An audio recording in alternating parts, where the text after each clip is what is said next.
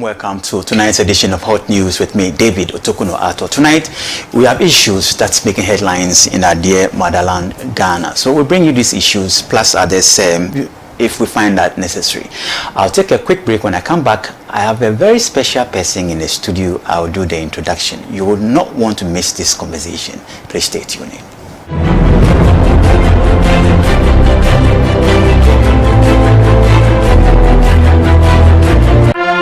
Ghana's Day of Shame is here again, and the Socialist Movement of Ghana, SMG, will observe it with a public lecture on Monday, the 24th of February 2025. The event will be held at the headquarters of the Socialist Movement of Ghana on the George Walker Bush Highway, next door to the Noga Hill Hotel.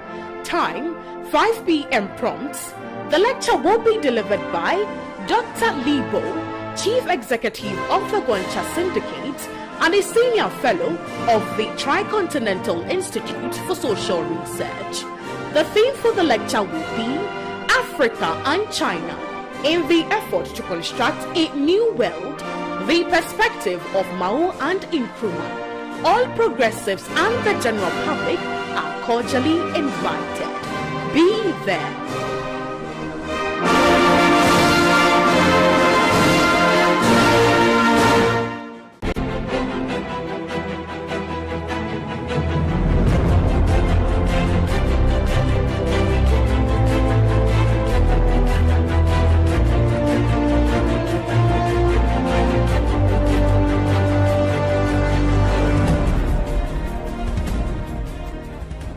Welcome back to the program. This is Hot News, and we're coming to you live from our studios here at Abelinkwe with me, David Otokuno Ato. We're also live across some 46 African countries by satellite and other digital platforms. You can connect with us on Facebook at Pan-African Television. Also connect with me also on Facebook at Atos Watch with your comments on the issues I'm bringing to you tonight, and I'll get them read to you before we rise from the program. Tonight, we all know the Office of the Special Prosecutor, that's the OSP, has withdrawn the name of the former Finance Minister of the Republic of Ghana, Ken Ofori-Atta, from the wanted list.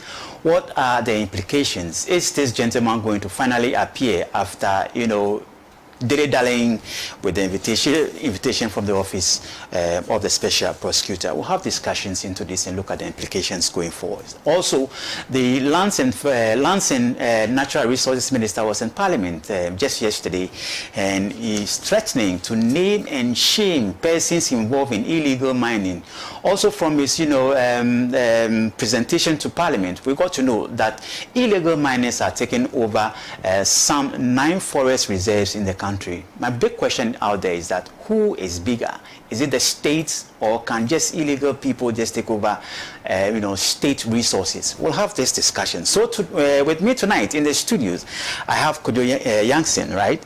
He's a senior journalist at one of our sister stations. Good evening, sir, and thanks for joining us. Good evening. Also here with me is the first person on this platform, not the first, but the first, after she was appointed as a spokesperson to the Vice President of the Republic of Ghana. I have here with me for the first time in studio after her appointment, Mamia Makprat, my boss. Let me call you Mamia Makprat. I take so much delight in calling you that. Mamia Makprat. It's the only time I get to call you Mami, so allow me. Good evening and welcome to the studios. Thank you so much. I want you to look straight ahead. What do you see there? We'll show that later.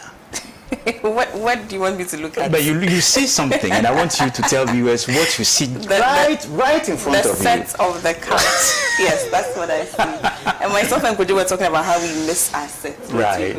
How does it feel like walking in and seeing the set and you not get to sit? Maybe, I will not say you not get to sit on, but maybe you'll get to sit on. But for now, you are not sitting on that chair for a very long time. How do you feel seeing the chairs? We don't know that. We don't know, but maybe I'm prophesying.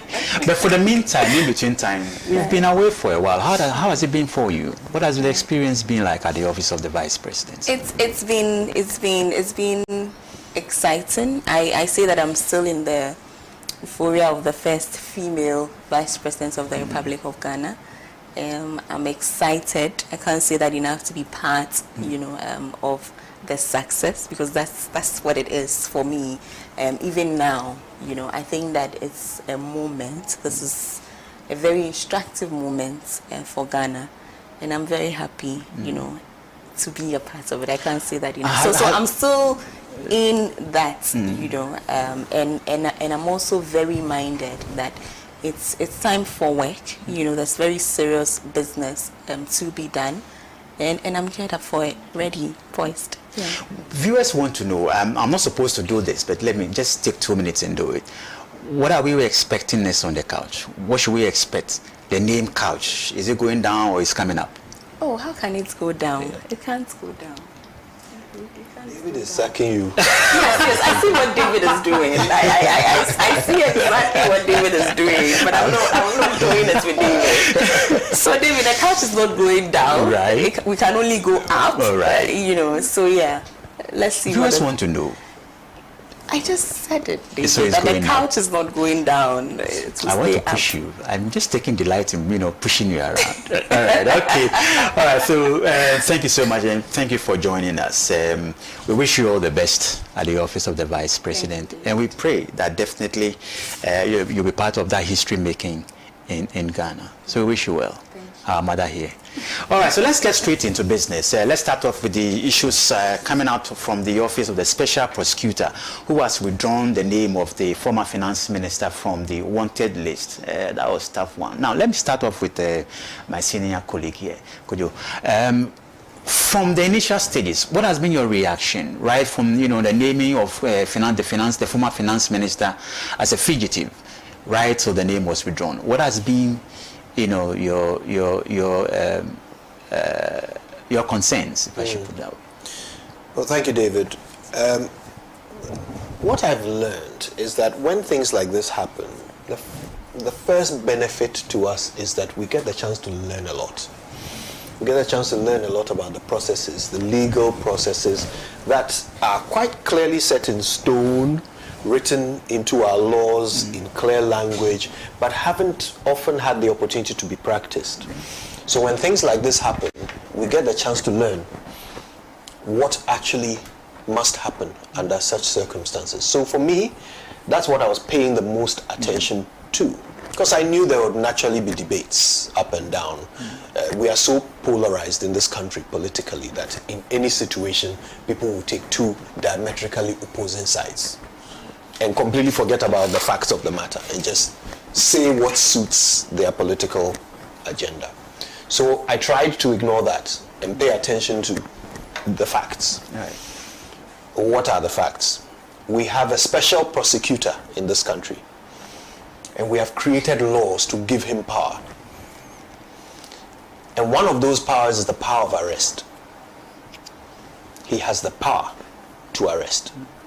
If he investigates a case and determines that a person is a suspect, he has the power to charge that person, arrest them, charge them, and prosecute them. Now, that process also goes through certain steps by law. And this Ufuriata case gave us the opportunity to learn what those steps are. So we first came to understand that by their processes, they had investigated 5 cases.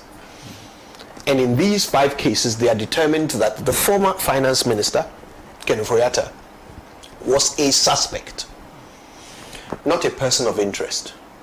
And there is a difference. That's another thing we learned. A person of interest is someone who the investigators haven't yet decided whether you are a culprit, you are someone who has questions to answer, who has charges to answer or not. That has not yet been determined. What they have determined is that you may have information that is helpful to their case. That makes you a person of interest. It means they are interested in speaking to you. It doesn't mean you've committed any crime. When you are invited as a person of interest, as a Ghanaian, you have certain rights, which include refusing to go if you don't want to. Right? But when you are invited as a suspect, your options become more limited. Because as a suspect, you are now being identified as such at the end of an investigation. So they've actually done some work, and the work has pointed them to you. So the next step is that they must charge you and prosecute you. But part of that includes you attending physically to their premises for some aspect of that charging process to happen. That is what they engaged Kenu Foriata on. And his lawyers wrote back. I think the problem was not that the lawyers wrote back. I mean, that is completely within the law. If, some institution, organization wants to engage with you on a legal matter, your legal representatives have every right to step in on your behalf. I think it is what was said to the Special Prosecutor's Office on behalf of Kenu Foriata that created the problem. You've been identified as a suspect. You've been asked to attend in person. The lawyers say, well, unfortunately, the client is out of the country. He's not in the jurisdiction. Okay, no problem. When is he coming back? He's out indefinitely. What are you actually saying to the institution, the law enforcement institution that is inviting you as a suspect in their investigation? What are you saying to them? You are saying that I may not come because I'm out of town and I don't know when I'm coming back. All right. So at this point, what are the options left to the law enforcement institution? Should they say, okay, fine, we'll wait around until you think that you are ready to come and face the law? Whenever you decide that you are ready to come and face the law, just calm down, and then at that point we'll do our job. That's ridiculous. That could certainly not have been their response. So they had to make use of the power that they have.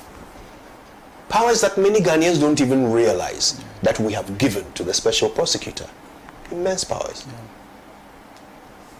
And by the way, the police have these same powers too. And so they used them, and they declared him a fugitive.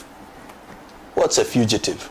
Well, we also learned about the many circumstances under which a person can be determined a fugitive, right? And saying that you are inviting me but I may not come definitely falls under those circumstances. So he was declared a fugitive, and you saw the global implication of it.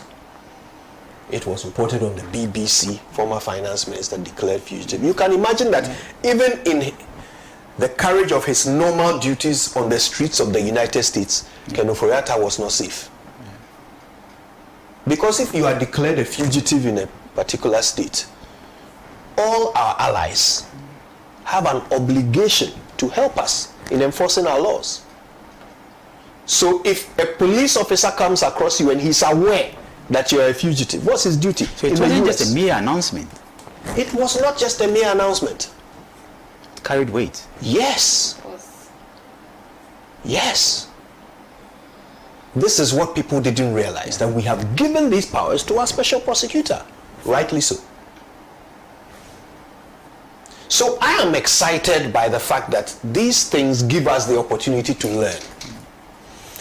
It also gives us the opportunity to understand what that office is. Because there have to be at least a few things that we hold above politics in this country. And in order for our fight against corruption to work, that office is one of the offices that should be held above politics. Politics should never touch it. I'm glad that Kisia Jabin found the balls to use these powers. It gladdens me the same way I was gladdened by Domelevu using the disallowance and surcharge powers that were there. And generations of auditors general had come through that office and never used. But he came and used them to great effect. So it excited me to see that. Most importantly, the dynamics excited me. You have to remember a few things. When Kisia Jabin was appointed, there were many who thought that the president has basically picked one of his people. Kisei Jabin's history is closely linked to some of the members of the NPP. He himself, of course, has a reputation as a stellar lawyer. He has a great reputation as an academic. He taught many, many lawyers. Criminal law, he's known as an authority in criminal law. But beyond that, he has his own personal and professional connections. Gabia Sareo-Chredako is a great personal and professional friend of his. And of course, when you mention Gabia and you mention Ken, you understand the link there. So it pleased me to see that in spite of all the personal and private and professional connections, the special prosecutor, the person holding the office of the special prosecutor, was able to wield his power regardless of personal considerations. In fact, to the dismay and anger of some of his personal, alliances. I was pleased to see that. If anybody wants to see evidence that perhaps this is a person who in this office we can expect is more that not from. perhaps the reason why a lot of people don't seem to trust that, because of the connections that you're talking about, the SP, the special prosecutor, will not be able to prosecute Ken Ofori-Atta because of the connections you're talking about? Well, I mean, this move of declaring him a fugitive will certainly make those people pause for a minute, because it kind of flies in the face of that idea that he will be restrained in prosecuting Ken Ofori-Atta, because he didn't have to declare him wanted. He could have pretended that the letter from the lawyers was somehow sufficient and done nothing. He could have done that. We may not even have known that he had written to Ken Ofori-Atta. He didn't have to tell us. So the fact that he publicly announced first that we are trying to arrest the guy, or we are trying to invite him so that we can charge him, and he says he doesn't know when he will come, so we are declaring him a fugitive. The fact that he was able to say that in public, it's a mitigating factor for those who think that because of his personal connections, he might be constrained in prosecuting him. This is evidence against that, and credit to him for it. Let's see if he's able to continue in this vein. Let's see if he's able, because even this could end up being an example of political bias if we don't see it balanced, right? Because there are many other cases that he was looking into against other people, right, who may not necessarily be members of the same party as Ken Ofori-Atta. But if he's able to treat them all the same, if he's able to go after them all the same, that would be a great feather in his cap, and a stamp of approval for those who are looking at him and watching to see if he's going to be able to hold this job impartially. Now, let me come to Pratt. Where do you stand in the midst of all this? I don't stand too far from Kuju. In fact, I stand very, very close to Kuju on this one. Right. Corruption is a serious issue. It's, for me, one of our biggest issues in Ghana, in Africa. Right. If we can all deal with corruption, I think half the battles that we face would have been dealt with. And it is important that people who hold public offices understand that, and understand that in the fight against corruption, they have higher responsibility to the rest of us. You are entrusted with public funds. You are entrusted with everything that we are and everything that we own. That's the extent of your power. Now, certainly, you should be minded that powers such as these come with equal responsibility. Right. So it is not enough to say that I am unavailable indefinitely. When you are being asked to assist with corruption cases, and look at the type of cases we are talking about. All the four, very serious issues. the quantums of money is involved, and all the things, all of these amounts of money can do for Ghana and the people of Ghana. Look at what we are talking about. So for me, it's just the lack of appreciation, perhaps first of all, of your position as a former public official, right? And also by extension, then a lack of appreciation for what corruption is and what corruption does to us. And perhaps maybe even more basically, if I can say that, just a lack of accountability. And I can't sit with that. I can't stand with that. Nobody is saying he's committed a crime. No, we are saying that come and avail yourself to the process. That's all. And even your posturing, it's important in this. I'm always wary of a population that goes, or begins to feel, some kind of way towards leadership, because it's a dangerous development. When the rest of us feel that the people that we elect are not accountable to us, or don't seem to understand that they have to be accountable to us. And so for me, the OSP, we can sit here and have endless conversations around his mandate and how he chooses to exercise his mandate. That's a conversation we can have. But there's a bigger conversation around accountability and pushing. Let's see the eagerness to be accountable. Let's see responsibility from your end. Let's see a willingness to be answerable to the people of Ghana. That's where my difficulty with all of this lies. Nobody's saying that he's sick or he's not sick. Nobody's saying that he's a thief or he's not a thief. Nobody's saying, no. The processes will make those determinations. That's not for me sitting here to say. That's not for you to say. That's not even for the OSP to say. The process will determine that. But for you to sit back and say that I am unavailable indefinitely, and to expect the man says he's sick. He's unwell. Where does that leave us? What do we do with that?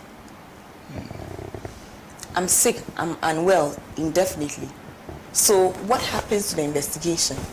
Hold on. Hold on till when? Indefinitely? Hold on indefinitely. Is that what we want to encourage in this country? That people can take office, exercise their mandates how they see fit. Clearly there are questions to answer.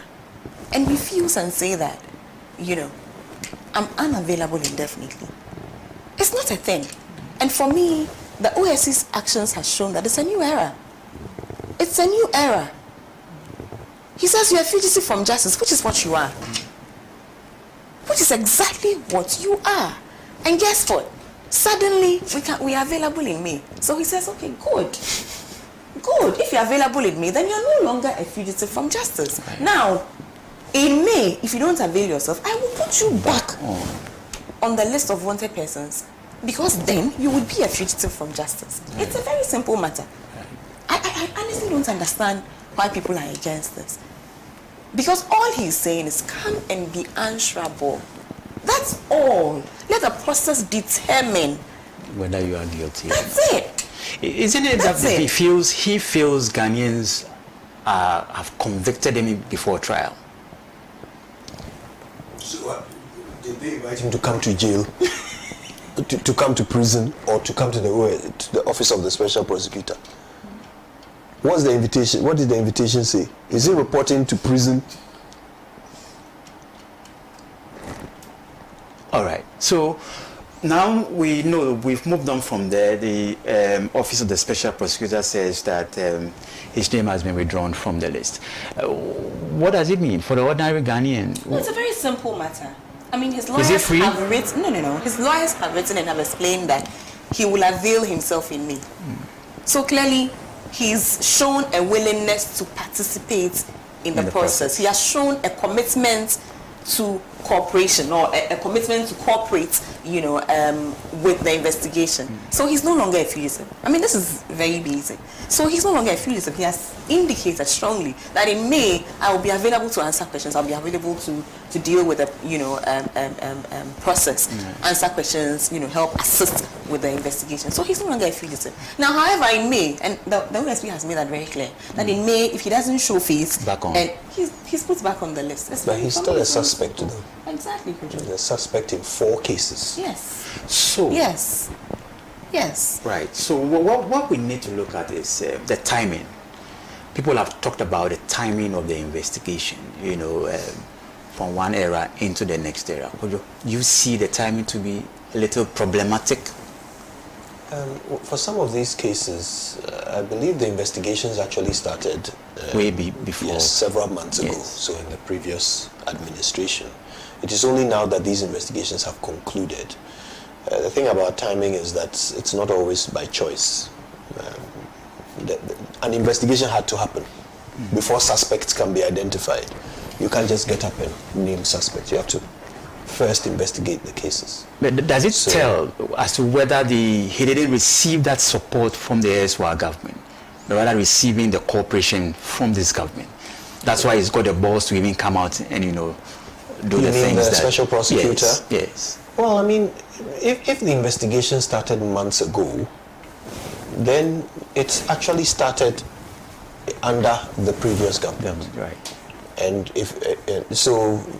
I can't really see why it would suggest that he didn't get support during that time. He was able to do the investigation. And from whenever the announcement couldn't have come at that time? Well, it So can why only raise a come lot of at the questions? end of an investigation. If he's not at the end, he can't make announcements. So he's telling us that he has now come to the end of his investigation, and so he's making the announcements. What does this tell us in the fight against corruption? As Ghanaians, we have the OSP now, seem to be, demonstrating their ability, to prosecute cases. What does that tell us? Fight against corruption. Are we getting there? Are we making the effort? I hope so. I certainly indicated that I feel it's a new era. We've never in our history had, a former minister declared fugitive, by a government, agency or government body. So I think it's a new era. I hope that this continues. President Mahama himself has, on countless occasions, indicated to his appointees that take a cue from what's happening, right? We are demanding accountability from the former administration. Right, but bear in mind that I will hold you just as liable. So for me, it's a new era. It's a beautiful new thing. Everybody needs to understand that when you have opportunities to serve, you do just that. You serve. Now, if you go around playing around the kitty, be ready to answer questions. For me, it's very simple. It's a very, very, very simple issue, And I don't see how anybody can belabor the point. Everything else would be speculation, about timing, about whether it is this new administration that has given him balls or not. All of those things are speculation. What we do know, however, is that right now as we are speaking, people are being held accountable. The president says, I will hold mine just as accountable. And I'm happy. It's a good time in Ghana.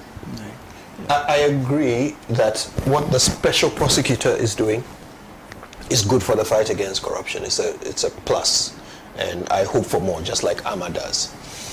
But I'm concerned that while that is happening, there are other things happening that seem to be undoing the fight against corruption. So we've taken one step forward with the OSP and several steps back with the Attorney General, who has decided to just file noli prosequi left and right for reasons which he thought he had justified to us.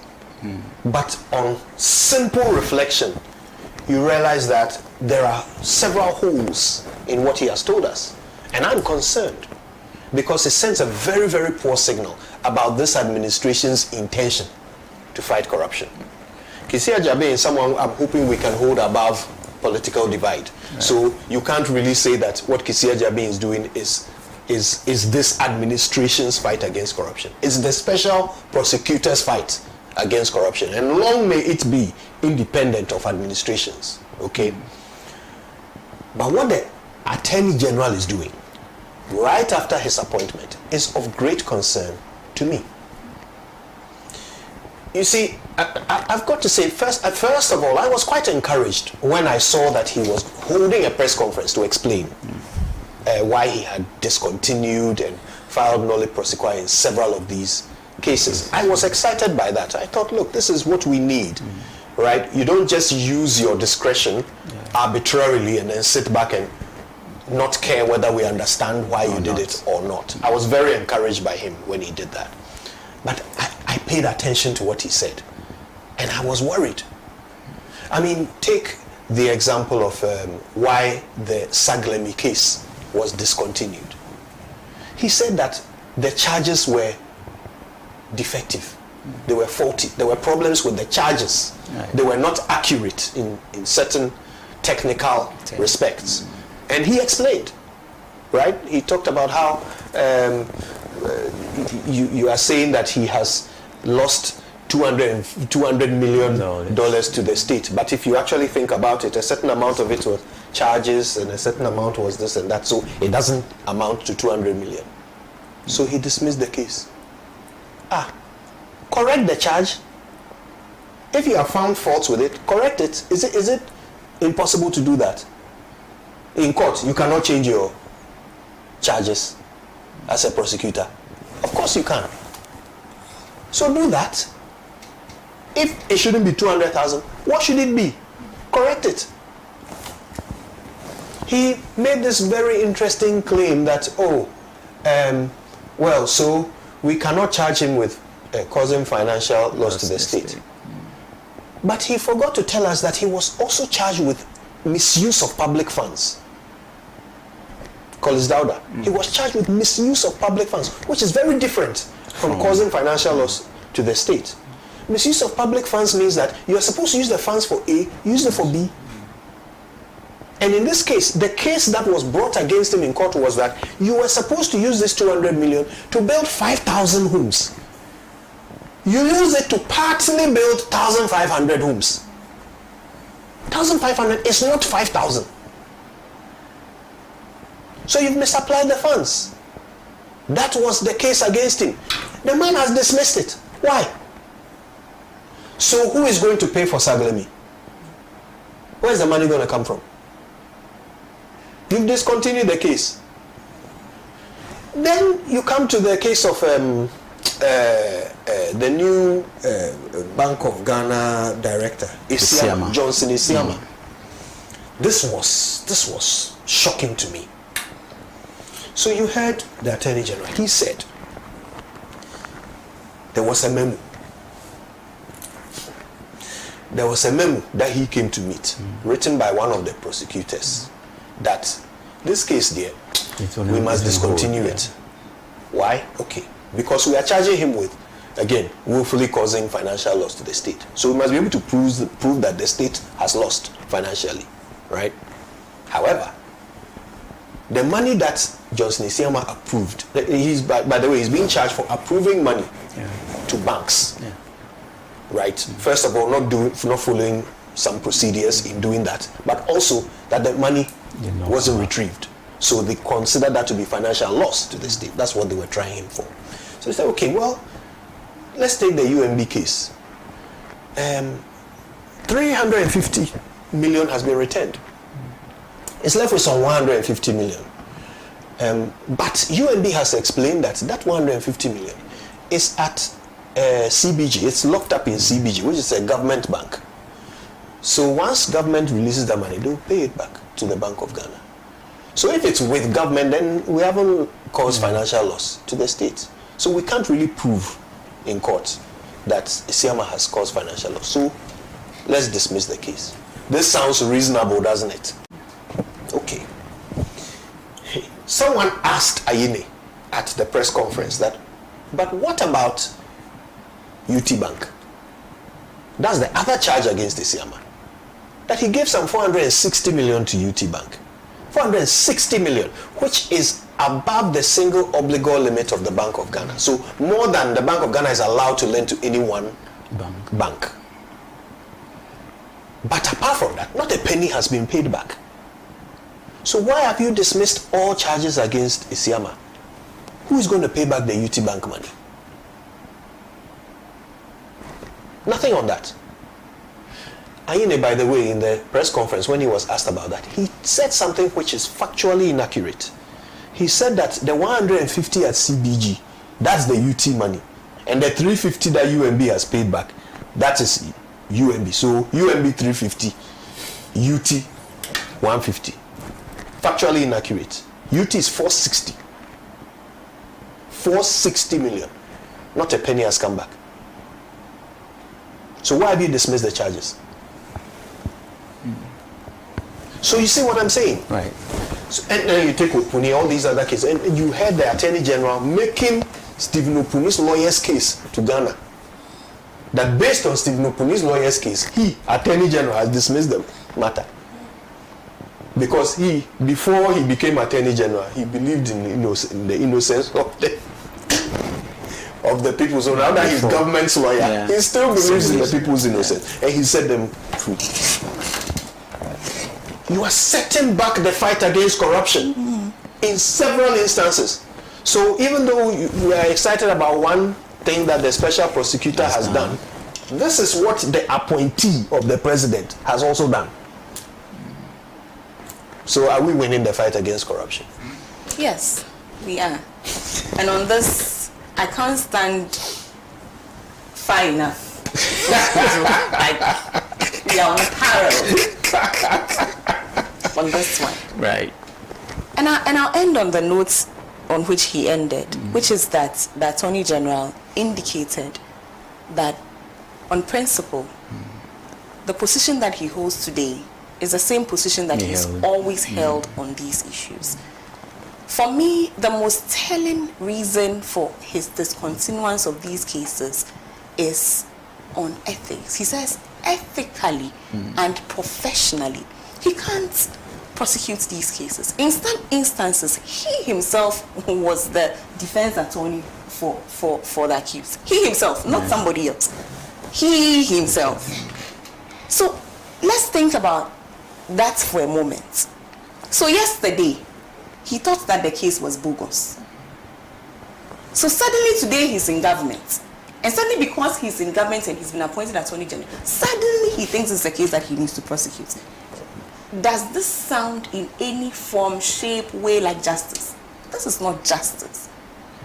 Justice is not convenience. It is not because today I'm in government, I feel differently than how I felt yesterday. That's not justice.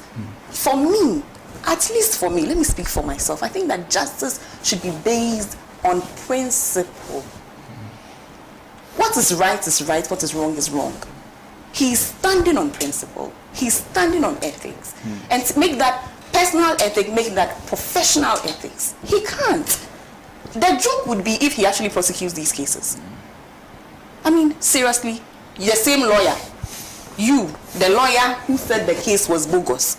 So today, because you woke up and you've been appointed, suddenly the case is a good case that can win. You, same person, same individual. Is that what we are saying? Now, let's come back. And again, I want to backtrack something Kojo said about the communication. I like that, and Kojo liked it too. Because perhaps from where we sit and from what we do, we appreciate what that is. He communicated to us and carried us along with him his decision. He could simply have announced that I have decided to discontinue this case and not have brought any person to answer to me. There was no reason for him to do that. But he's so convicted that he allowed himself for scrutiny. That's how strongly he feels about what he is doing. And for me, even that by itself is an indication of a new era. Just that communication process by itself, he's been criticized for trying to exonerate the person of, the president from all of this. And I say it's in answer to what the former AG said. The former AG sought to make this about John Mahama. He said John Mahama, through the Attorney General, does this. And the Attorney General said, no, this is on me, right? Maybe he could have communicated different. That's the communication you can have, about maybe the different choice of words he could have used. Maybe I briefed him later or something. That's, but for me, just the fact that he communicates, and carries us along, it's an indication of a new era. Now, let's come back to the public purse. The man is convicted in his bones that these cases have no merit. these cases are politically motivated. He gives specific examples. Reasons, And right. Kojo gives some examples. Allow me to Right. give some other examples. Right? You have this fertilizer situation where the farmers themselves are saying that the fertilizer is good. We use the fertilizer. It is good. It is helping us. We say no. The It farmers may are be lying. good. It may have helped you, but scientifically, It's not. who are we kidding? At the heart of justice is for you to tell me exactly what it is that I've done wrong. What is my charge? What have I done? So you're just on a wild goose chase. You're fishing for, so throwing it all out there. Somebody else should come and sit through it and determine and correct charges and make it make sense. No, nobody has that time. That's why cases can be thrown out because you don't have your facts right. That's how processes, because even your timing, the timing of filing a case, can get your case thrown out. That's not another person's duty to come and determine for you what you've done wrong or what. Right. No, you don't cast your wide net in law. What exactly is the crime? What has he done? What are you accusing him of? What are you charging him for? It's like we are on a wild goose chase. Now you expect him to come and go through it and determine for you what your case is and correct things for you so he can make it stick. No, nobody has that time. Ghana certainly doesn't have that time. We don't. We are resetting. We are in a new era. Right. Right? So, 2 minutes. I'm not done today. Oh, sorry. So, in saving the public purse and not going on a wild goose chase, which would have been great to do, because I believe that he genuinely believes that these cases are politically motivated. He's given us enough examples and justifications to show that these cases are politically motivated. So it would have been interesting to see him prosecute these cases and show that, Right. which is something he could have done. Gone ahead, prosecuted the case, and made a mockery of the cases. It's an option open to him, which he could easily have done. But he didn't, because nobody has that time. It's a new era. We want to build Ghana. We are not on a expedition to the animal kingdom. Okay. Or in the interest of telenovela. Let's take the country along. Let me show my legal powers and show that this has been saying all these years. This case is a bogus case. He did not do that. In fact, I applaud him for that. Right. Because anybody else would have taken that option. Right. Yeah. And shown how, yes, what I'm saying. Yeah. But he's saving public time, he's saving the public purse so that we can get to more important things like corruption, actual corruption. Right. All right. Could you- Look, let's clarify a few things. I mean, I love the fact that we're having this conversation because it gives a chance for us to learn a few things as we go along. And the first one is something that Amma pointed out, that if indeed there was something wrong with the charges, if the charges were defective in any way, it's the job of the judge to throw out a case that has defective charges. Right. If the Attorney General takes it upon himself to throw out a case because the charges are defective, there are a few questions that we have to ask. Right. Now, is it that there is absolutely nothing to charge this person with? Because we don't have a Sagalemi housing complex. We have given 200 million, but we don't have the complex. We don't have it. What happened? We don't have 5,000 homes. In fact, the 1,005 crowd, we don't have them. They are not completed. So what happened? Where's the money? If you simply come and say the charges are defective, please, if the charges were defective, the judge would have dismissed them. So this idea that it's not my job to come and correct charges, let me explain why it's his job. He's the lawyer of the Republic of Ghana. That's who the Attorney General is. The lawyer of the Republic of Ghana. So this idea that he had certain principles before, so now that he's Attorney General, he still thinks that the people are not guilty. That means he has a conflict of interest. You said so yourself. He used to represent them. When he wasn't Attorney General, he used to represent the people that the state is prosecuting.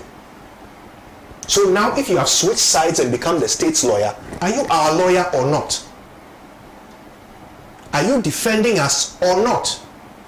Because if you can't, based on your personal principle, then you can't be our lawyer. You can't be our attorney. If you have a principle that says that you can't represent me because my position, you don't believe in it, then you can't be my lawyer. So is that what he's telling us? He can't be our attorney? Maybe because of that conflict? The conviction is that, look, he's held the opinion that suspect so and so is always guilty. And that has been his principle, taking the case in court.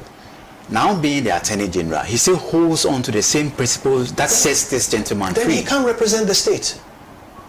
Why not? Besides, and by the way, there is a cure for this, okay? Because he won't be the first person to become Attorney General who in his private life was involved in cases that are against the state that he now represents. He won't be the first. I'm sure that every person who is a practicing lawyer who became Attorney General will face such situations where either directly or through their law firm or through some association, some person that the state is in litigation against, that person used to be represented by them. That has happened before. There's a cure. That's why you, as the Attorney General, are not the only person who can walk into a courtroom to defend the state or to represent the state. You have an entire department of prosecutors. It doesn't have to be you. So that conflict can easily be cured, and the state's interest will be it still will be the office of the Attorney General. Yes. Whether it is him personally there or not. And your only job is to defend the state. That office, its only job is to defend the state in all actions. Guess what? This same person who says that all these people that he has let go, let free, they were all wrongly prosecuted.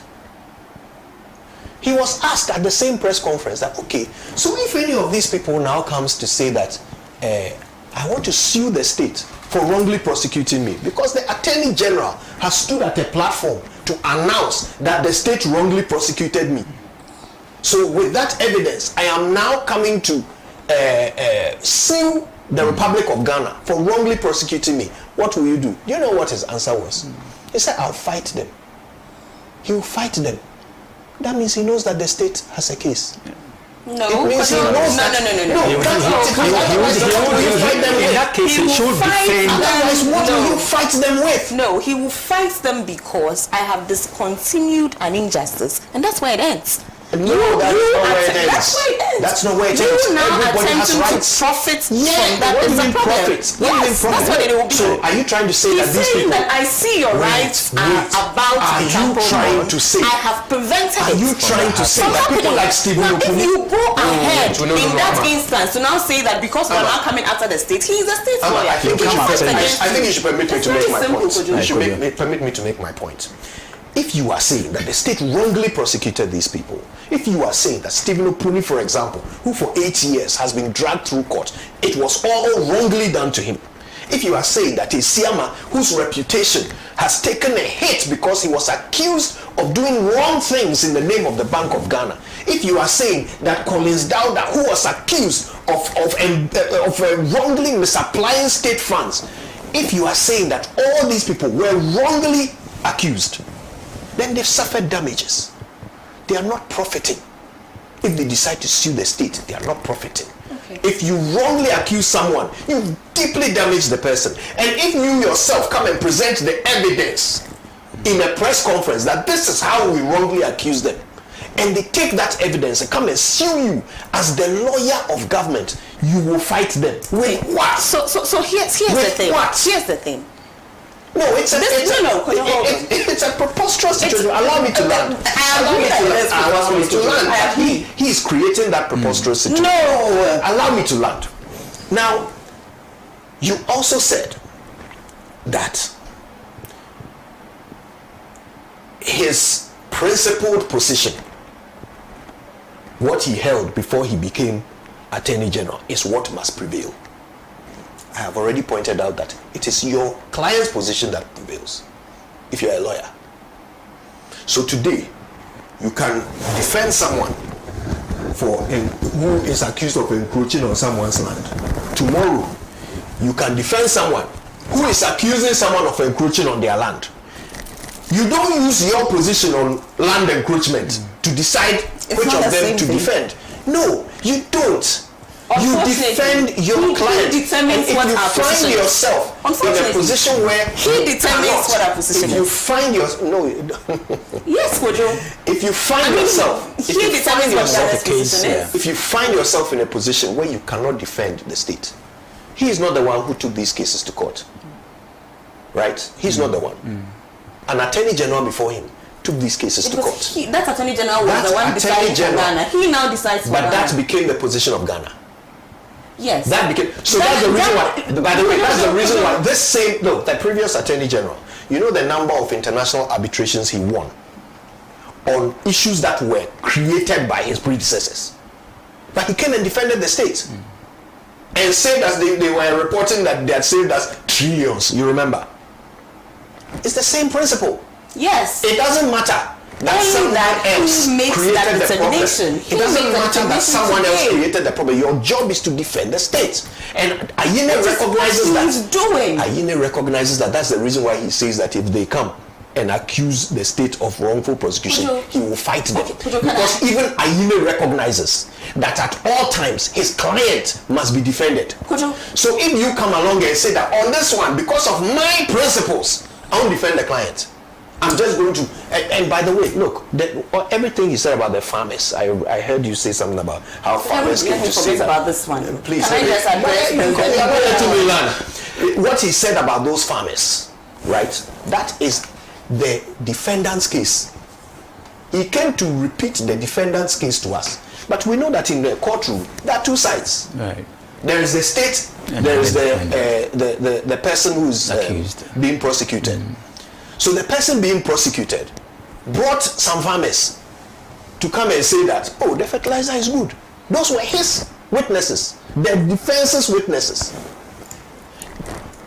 Who were the state's witnesses? Good question. The state's argument was that we can't be bringing farmers. It's impossible.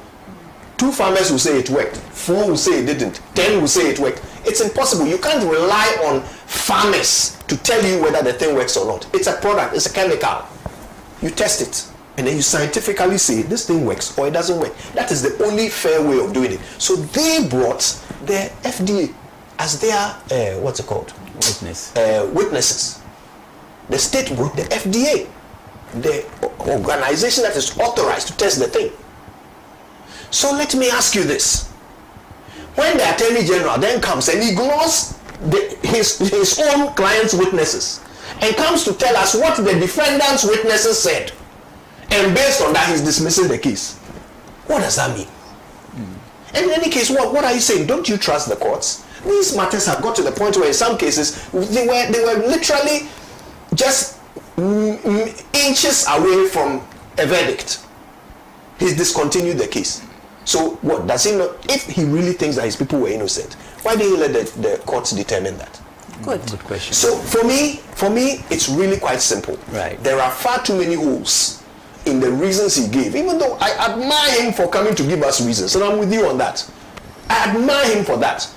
But you gave us those reasons so that we can scrutinize them. Right. I'm saying I've scrutinized them and they're porous. Right. And I'm saying I've scrutinized them and I applaud him. Right? So Kojo is saying that the AG's role is to sort of defend Ghana's position. That as a lawyer, your task is to sort of uphold your client's wishes. The difference here is that the AG is the one who determines our wishes. No. Yes, Kojo.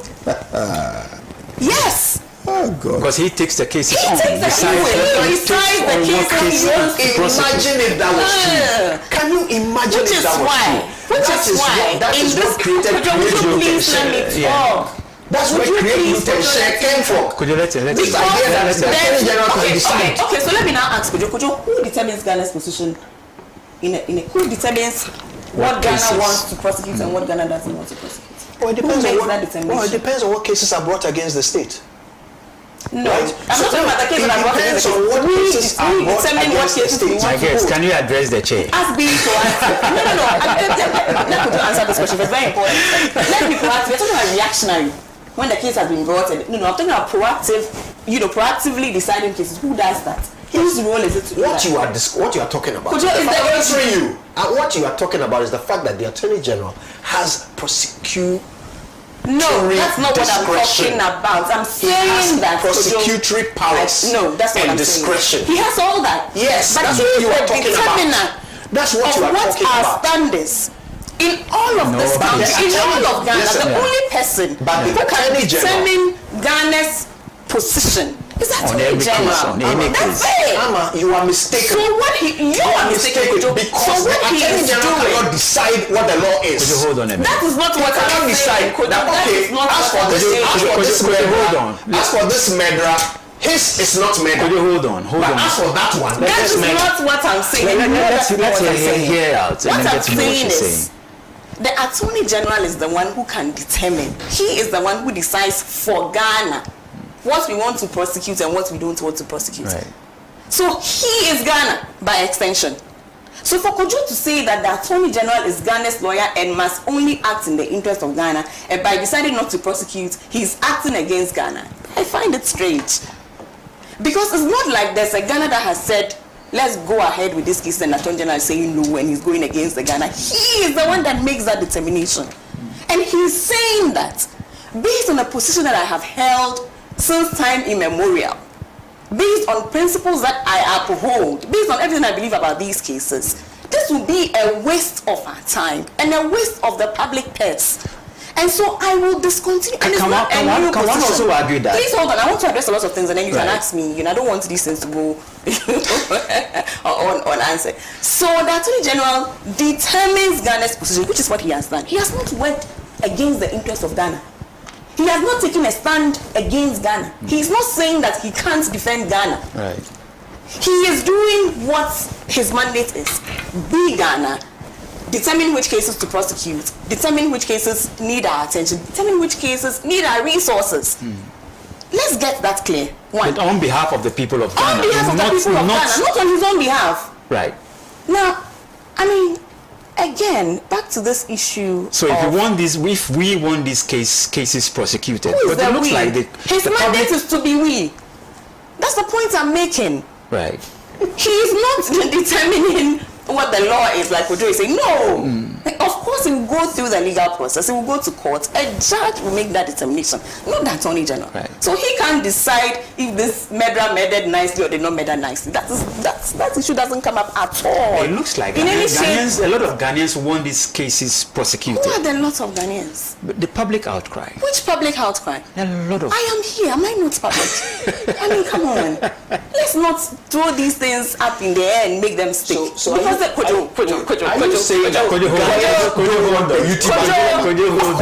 don't want it? Of course we do. He's discontinued the case. And we will get it. If a bank, if we think that a bank has acted, and forgive the use of if we think, right? But we can retrieve our money. Who's we? Ghana. I thought you said Ghana is the Attorney General. No, Kojo, let's not do this. I know what you're doing. Yeah. That's what you said. We are talking about prosecution, Ghana, cases. and then we are talking about Ghana on another. Don't do that. Don't confuse the two and jumble it up. Don't do that. Okay, explain to me. Hold on. So, I mean, I'm talking about Ghana generally outside of the legal. Ghana that can take its money from somebody that has taken money from Ghana. I'm not talking about Ghana that is going to court. That's not what. Through church. That's not what I'm talking about. It has to be legally done. Hold on. It has to be legally done. You're not going to. So where I'm going. Hold on. Let's hear. Right. So there's that. One. Now, I keep saying that at the heart of the case. At the heart of the case is essentially, what am I being accused of? Right? For you to insist that the Attorney General now has to take his time to look through a case and try and make it stick when you can't make your own case, for me, really, it's I will not. Just what I'm saying. Right. If you have a case, if you have a case against David, you have done A, B, C, D. Let's go. But for you to cast your net wide and hope that it will catch something, and then suddenly make it somebody else's responsibility to now go through all of your wild, fantasies of imagined and real cases so that he can make something stick for you. I don't think that's the role of the Attorney General. In fact, I'll be upset with the Attorney General if he spends our time doing that, because there are real cases to be determined. We have the country to govern, right? But I'm not even done. This issue about the fertilizers, really, Kojo, at the end of the day, you are telling me that the farmers who use the fertilizers, their evidence is not it. But the state, and I'm choosing my words carefully. Oh, feel free to make your point. Somebody else can come and test and make a determination of its efficacy or not, outside of the farmer who is using the fertilizer. Right. It's strange for me. It's strange for me. He cites lack of evidence, and for me, this is the clearest indication of that. If you are saying that he has brought two farmers, let's say one farmer, to say that it works, go and bring the other one farmer who says it doesn't work. What's the problem? What's the difficulty? If he says that these are my farmers who are saying that the fertilizer works, and you believe that the fertilizer doesn't work, it shouldn't even be about you believing it works or not. Your whole point is that it doesn't work. Then you should have a reason for saying that it doesn't work. Right. Bring the people who have told you that it doesn't work. You don't have them. You have to go and bring somebody from a science lab. Who said that? Please Who hold said on. they didn't Hold on. Who said you said it, Kojo? No, I didn't say that. But even beyond you saying it, that was the Attorney General's position. The Attorney General's position was that in most of these cases, there was an absolute lack of evidence. The people who are using the fertilizer are saying it works. Right. And we are saying that no. We don't care if it works. Scientifically, it cannot work. Because science is not evidence. Because agraric form, Kojo.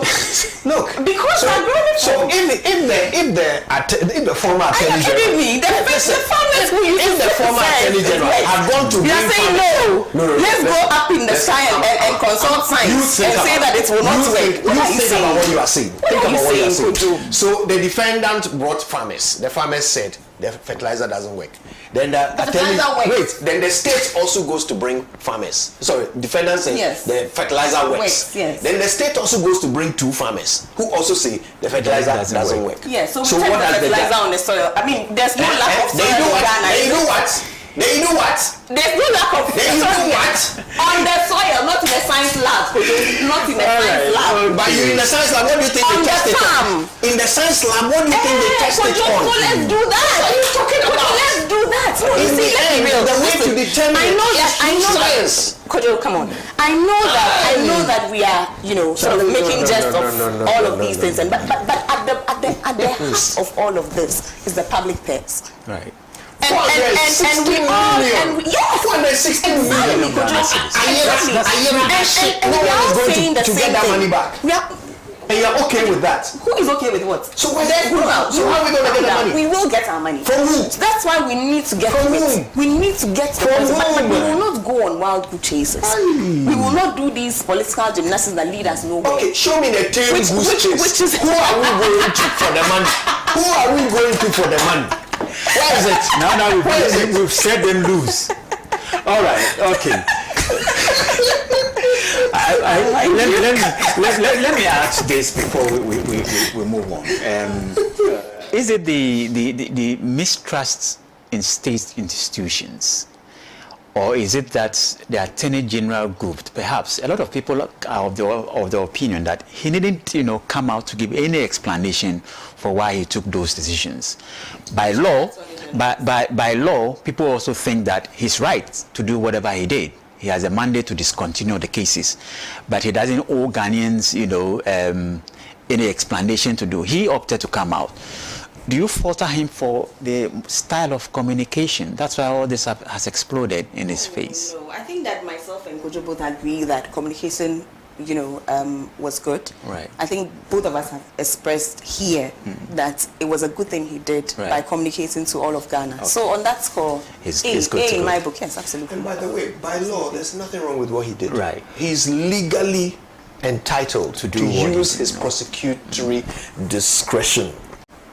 He gets to choose what cases to discontinue. Absolutely. So there's nothing illegal about what he's done. My point is that I think it's a step back in the fight against corruption, because the reasons he has given don't hold water for me. My point is the exact opposite. I think that, again, I applaud him for showing that justice is not just a phrase, right?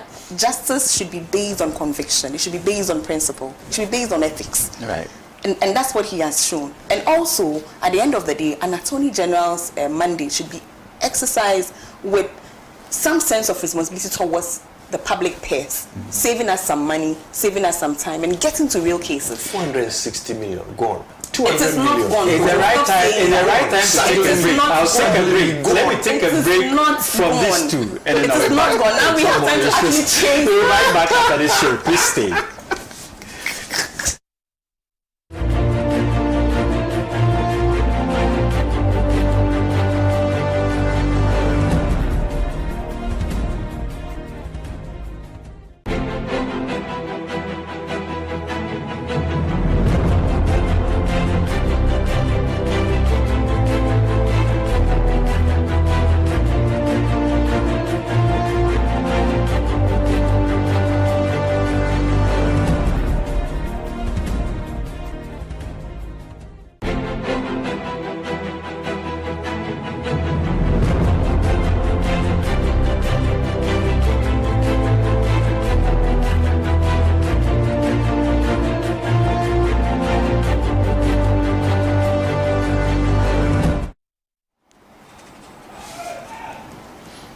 All right, so welcome back to the program. This is Hot News, and we're live here from our studios here at Abelinkwe. Still in studio with me is Mami Amaprat, spokesperson to the Vice President of the Republic of Ghana, and also Kojo Yangsen is a senior broadcast journalist here in Ghana. Now let's shift focus. I think we've watered down the tension in the studio. Temperature is quite down, so let's go and do some illegal mining. Let's see if we can improve our water bodies in the country. We've had, news that 9 out of our 44 forest reserves that we have in Ghana have been taken over by illegal miners. They are doing galamsey in those forests. But the big question is, why are state institutions just looking on? And my big worry is this: are these guys bigger or much more stronger than the state? If illegal miners can overpower state agencies, then that leaves more room, leaves more concern for us as Ghanaians. I want to throw this across. How do we tackle this concern? And my big question is this: are these guys stronger than the state? David, I mean, so far they are proving that they are. If they have taken over 9 forest reserves and are telling the Forestry Commission that you can't come here to your own forest. Per calculation, that should be about 7,000 plus football fields. That's a lot. I mean, that's a lot. We have 44 forest reserves in this country. They've taken 9. That's right. Huge. And they are telling the state daring that you can't come here. And the worst part of it is that the lands minister is coming to report it to us. Yeah, in Parliament. You've been appointed to deal with the problem. Instead of dealing with it, you are coming to report it to us that 9 people have taken over your forest. So and that they were wielding sophisticated weapons. You are telling us so that we do what? Raise funds to support you, or what? Or what are you doing? Are you reporting? Like, what is going on? Is he a journalist now? Is he reporting the news to us? Who's going to go and fix it? If he's telling us that 9 of them have been taken over, first of all, how did it happen? The Forestry Commission is under your ministry. How did it happen? How did they get thrown out of their own forests? How? And is the state telling the people, because he said this in Parliament, so basically he's telling us, the people, that they've lost 9 forest reserves. So what is the state actually telling us? That they can't do anything about it. So now when we are counting our forest reserves, we should say that they are 35, yeah, because 9 are gone. Taken up. And so maybe weekly he will come and give us updates as we continue losing them, or what? You are the minister for lands and natural resources. But you know who I blame? I blame TUC. Let me draw the line for you. You remember before the election? Right. Organized labor. When the media was screaming about the danger of Galamsey and the fact that this was ecological suicide, that we were destroying our nation, and that action needed to be taken immediately, and the TUC rose up and we were all excited that these people were going to lead us to some meaningful action, because the politicians just can't do anything. When they threatened that strike and we all got excited that this thing was going to get solved, the president came to tell them some 1 or 2 lies, and they agreed. The president lied to them, told them that they are going to repeal. He gave them a list of things they were going to do, didn't he? Yeah. Yes, they were going to clamp down on the Galamsey. They were going to send out soldiers to then protect the water bodies. They were going to repeal LI 2462. Yeah. That sin that politicians committed against Ghanaians, LI 2462.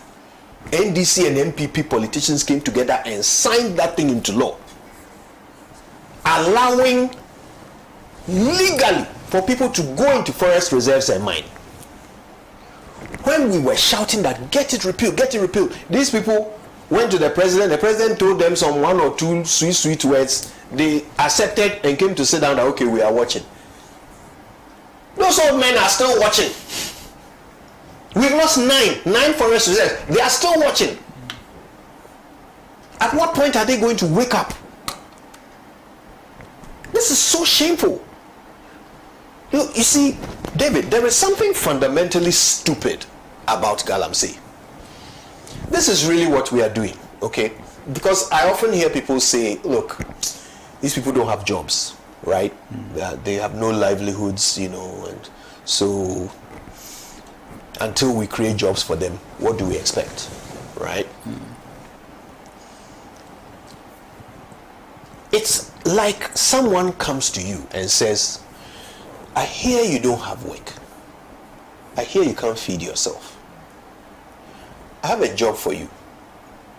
Kill yourself and I'll pay you. And you say, yes, sir. That's what Galamsey is. We are poisoning our water. We are depleting our forests. But because we are being paid to do it, we think it's okay. We are literally hanging ourselves by the neck, but we are taking money to do it. So we think it's a job. It is galactically stupid. But we are willing to do it to ourselves. And every time I think about it, I just wonder, okay, so if the poor people don't have the wisdom to realize that they are being killed, what about the politicians? So in exchange for just votes, you are willing to watch these people kill themselves and you, because you won't escape. You won't escape. When all our water bodies are polluted, what will you drink? Whiskey? You won't escape. So as you, the politician, you are also watching for votes. Are you more or less idiotic? And as the thing is getting out of hand, you still can't do anything about it. The lands minister was talking about how he held a press conference after he came to announce the latest statistics on the forest reserves we've lost. He held a press conference as well, in which he said that the media should now start shaming people. We should go into communities and we must now start shaming people. The media. He had a job for everybody, by the way. I think we have that video. If our producer can get that video across, we'll be very grateful. If we can play that video by Kofi Boa. Let's watch that video quickly and come back. Ghana is currently faced with an unprecedented threat to our forest resources and water bodies due largely to illegal small-scale mining activities. This situation has assumed crisis play faced with an unprecedented threat to our forest resources and water bodies due largely to illegal small-scale mining activities. this situation has assumed crisis proportions with dire national security and public health consequences that require immediate attention. Honourable Speaker, it will interest you to note that out of the 288 forest reserves that I have mentioned, a whopping 44 of these forest reserves are under serious attack by illegal miners, and an estimated area of over 5,000 hectares has been devastated. And to put it particularly, about 7,000 standard football fields is what I'm talking about that has been devastated. Over 9 out of the 44 forest reserves, and Mr. Speaker, this is very important, over 9 out of the 44 forest reserves have been completely taken over by these illegal mining thugs with impunity. And the Forestry Commission no longer have access to these forest reserves. In the short term, Mr. Speaker, we want to clear our water bodies from illegal mining activities through the use of river gas under our Blue Water Initiative. Details of this initiative will be provided during the launch of this initiative in the coming weeks. 2, engagement of stakeholders at all levels. Among other things, the intention is to strengthen our regulatory and law enforcement regime. We'll talk about the numbers. In the last few years, the numbers for prosecution for illegal mining is not very encouraging. Out of over 800, the number we had for people who have been prosecuted was less than 40.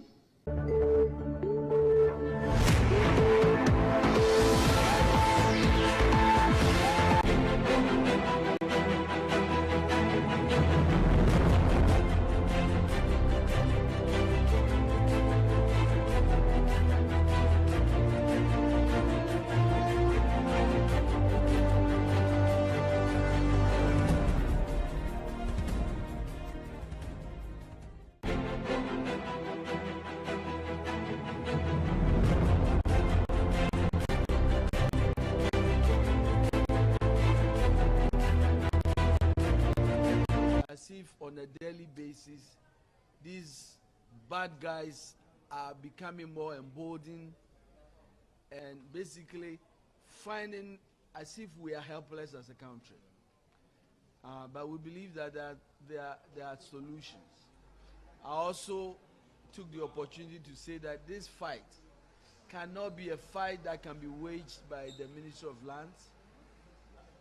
I made it clear that President Mahama has indicated his commitment and said everything he has, the political will be there. Yes.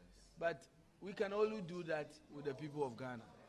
And so we wanted to bring out the problem and to call for an honest engagement. It's not a time for blame game. It's not a time to decide who brought us here. We are here. Now that we are all here and we know what the problem is, time is of essence. And so I'm calling on all of us. I'm happy that the leader also announced this engagement is starting from Parliament, because I believe that the leadership in Parliament must take the lead. And that's why in the coming week, we will do a conference.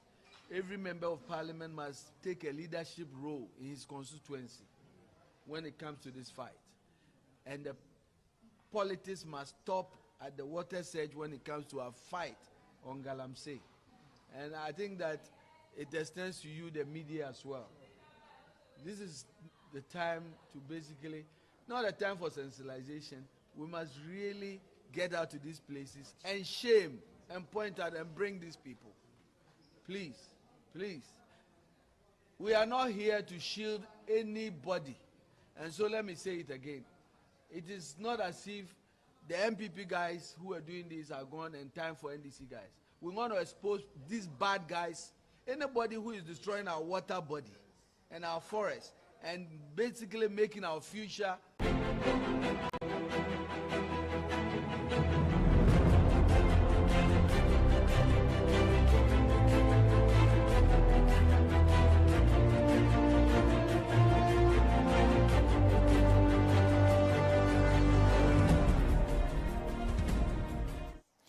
All right. Right, so that was the Lands and Natural Resources Minister Kofi Amaboa speaking in Parliament yesterday. He's calling for honest engagement and also on the media to name and shame those who are involved in Galamsey. Amaprat. Oh, Koji was on the floor, Yeah, right? I was almost done, though, almost done. So let me wrap it up quickly. So yeah, you heard him, right? So he has a job for everyone. The president has to bring political will. The people of Ghana have to bring, I don't know, support, or they must also do something. MPs must take leadership role. Media must name and shame. Because as for the lands ministry, they can't do their job alone. That's basically He's calling for collaboration. Yeah, but listen. You are the state. Because he mentioned, he said they can't do it alone. You are the state. So right now, MPs, the people of Ghana, the president, should we pick up cutlasses and go and drive the people out of the forest? Is that what he wants us to do? Because he has announced the situation to us. We've lost 9 forest reserves to Galamsey. They are in there and not allowing the state into their own forest reserves. How is that even possible? Well, but so me, the media, that you want me to go and name and shame people, which by the way we are already doing, have been doing. We go into communities and we bring you the stories of these guys at great risks to ourselves. My colleagues, 2 of them have been beaten up just in the past few months because of the naming and shaming. We've done our part. Do yours. You are still coming back to us that we should still come and collaborate with you. You are the state. You are the state. You have the entirety of security forces at your disposal. You want to tell me that you can't drive out Galamseyers? They are more powerful than you. Then, I mean, let's just give up. Then government cannot play its role. If the criminals are more powerful than government, then, I mean, we are done. Let's just forget it. Meanwhile, this is a serious problem. People are dying. People are giving birth to children with 6 toes, 4 legs. It's crazy.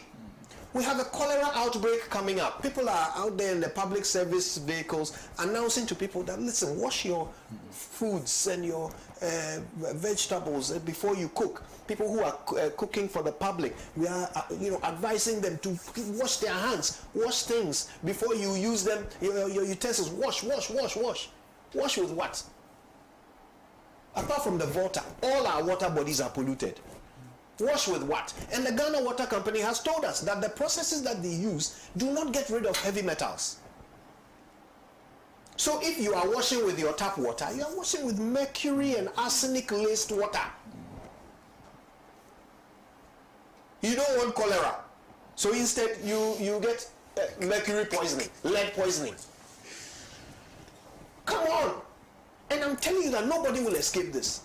It's not like when the water is coming out of the tap, it will peek out first and see whether you are kukrudu or you are eyuzu before it flows out and poisons your children. Right. Nobody will be spared. And I was most disappointed by what I was hearing in Parliament. This is my last point. What I was hearing in Parliament. Once he made this, once Amap Kofi made this status report, we heard from the majority leader who said that this is a law and order problem. Respectfully, I only half agree. I don't think it's a law problem. Our laws are fantastic. Apart from the aberration that is LI 2462, apart from that, all our laws are brilliant. It is illegal to mine in water bodies. It is illegal to mine without EPA permit. It is illegal to carry arms without permit. Was he perhaps talking about the enforcement of the law? Thank you. So it's not law and order. It's order. Yeah. That's why I say I only half agree with him. Then we heard from my dear friend Patrick Boama, who was admonishing the minister that, look, you have to be firm. Because people will come to you, your own friends, members from both sides of the house will come to you for concessions. You have to be firm. You have to take a hard line. Otherwise, and I was listening to him and thinking, you are part of a government that you should helter-skelter concessions. And you are advising your successor not to do the same. To be fair. Talking from experience. Why couldn't you be fair? And I mean, in any case, where we are now, if they are taking over forest reserves with arms, then we are beyond permits. Right. We are beyond, what's it called? Licenses. Right. We are beyond that. Right. But I'll tell you the most annoying comment. It came from the MP for Takrady, Ochiridaku Mensah. He could have just sat down and kept quiet. But he decided to contribute. And this is his contribution to national discourse. We should put CCTV along the river bodies. A representative in parliament said that. Right. I mean, what are you talking about? I'll come back to you in a minute to wrap up. Let's listen to Mami. I was very interested to know. My time is. I'm sorry, Dave, but this I wanted to anyway. So I mean, yes, I agree with Kojo's sentiments about the seriousness of the issue, which is what I think the sector minister does. So he's telling us that it's a national crisis. And Kojo, you and I just sat here and, we're happy with the Attorney General's decision to communicate and carry us along with him, as he exercises his mandate. I think it's exactly that, or at least it's in the spirit of that, that, the Minister for Lands and Labour, also is communicating. Right? Lands and Natural Resources. Lands and Natural Resources, thank you. It's communicating. So for me, again, it's a new era. It's a new era of open, frank, all hands on deck, let's get to work. This is national, this is not partisan, this is not politics. Let's engage. Let's engage. And I think it's good, right? So yes, indeed, it sounds like he's giving a situational report. And I think, indeed, that is what he's doing. He has just been made minister. Right. He wasn't minister 2 months ago. In fact, you can't even say he was minister a month ago. He's just been made minister. He's just taken over the office. Right. He has assessed the situation, in his sector. He's briefing all of us. He's telling us that, hey, listen, I just got here, and I see that we have a national crisis on our hands. And I don't think that I can do this by myself. So let's all get involved. I agree with Kojo that as media, perhaps we have been the ones that have done, we have been brilliant, with this. All media houses, individuals, have risked their lives to take this home. And I agree.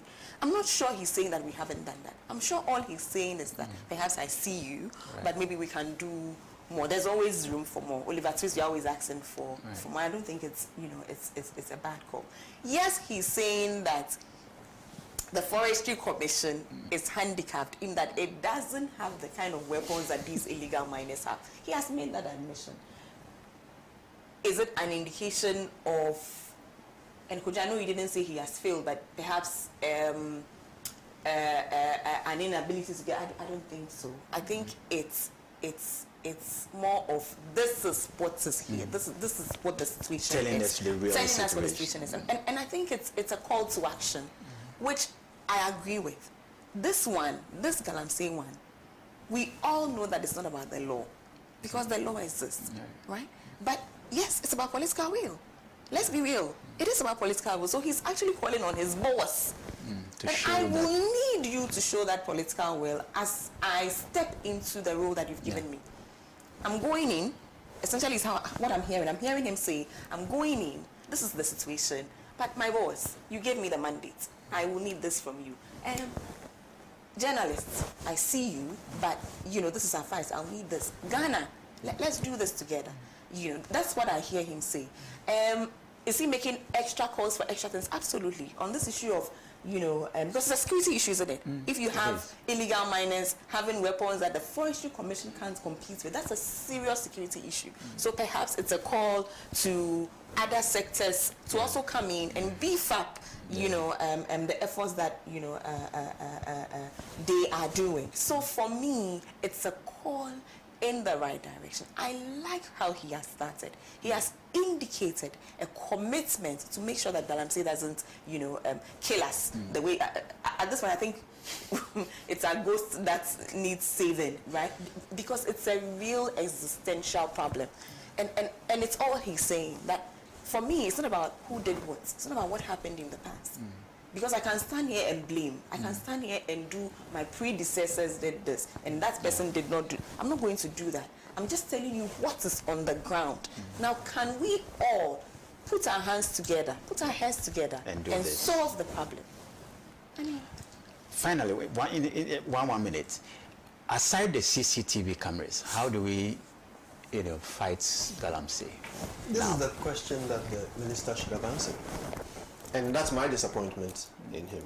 Because, you see, Amma had to basically decode and decipher and read his mind to determine his good intentions. But even she, with the best of intentions, cannot tell us what he is going to do about it. And that's my problem. Right. Because if you come and tell us what the problem is, that's all well and good. But you were voted in to solve it. So what's the solution? Not that I expect you to have deployed the solution already. Right. You just came, like Amma said, and I agree. You've only been there a few weeks. So I don't expect that you would have already have deployed the solution. But what is the solution? We didn't hear of it. That bothers me. And the state should not even be tolerating this. It shouldn't even be tolerated. Like the minute it became known that some armed people have taken over state property, there should be an immediate response. Immediate. You don't come and discuss with us first. You don't come and engage with us first. You don't come and dialogue with us first before you send troops to go and take back our forests. You don't. There's no need for that. Rather, this status report should have included the emergency action you took once you discovered that there are 9 forest reserves that are under the control of criminals. Right.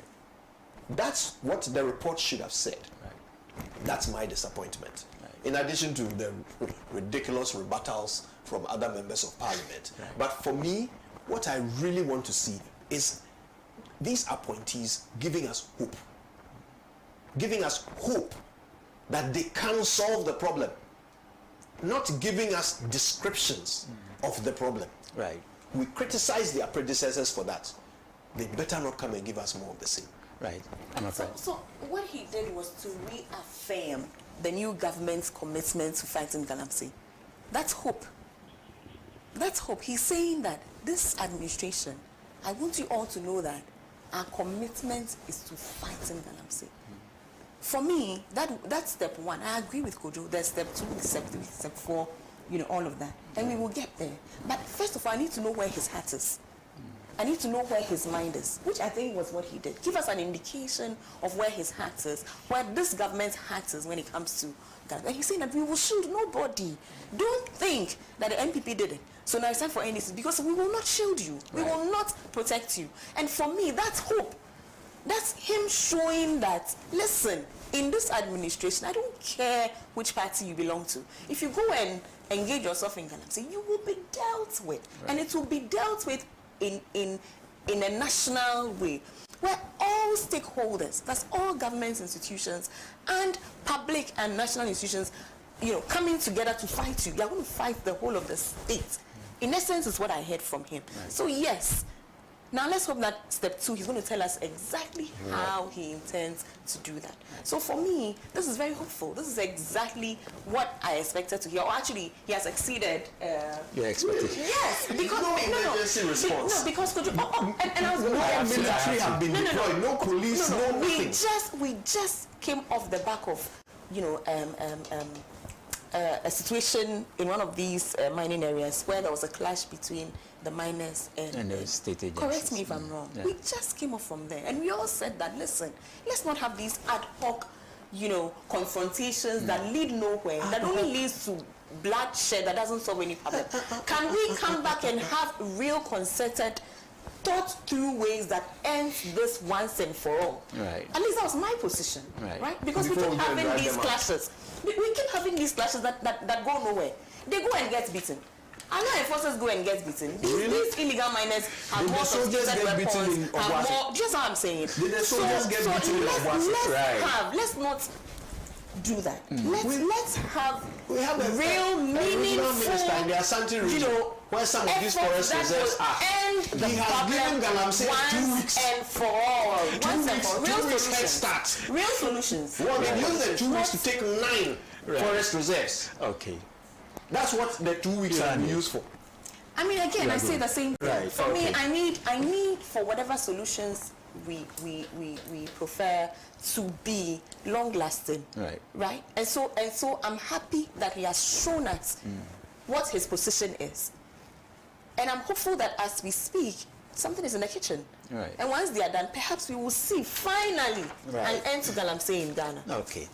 All right. So it's been a heated debate here in the studio, all for the good of the country, Ghana. My guest in studio has been Kojo Yankson. He's a senior journalist, and then Mamia Maprat. She's the spokesperson to the Vice President of the Republic of Ghana. My name is David Otokuno Ato. I want to thank you so much for your time. You see you same time tomorrow. Have a wonderful evening.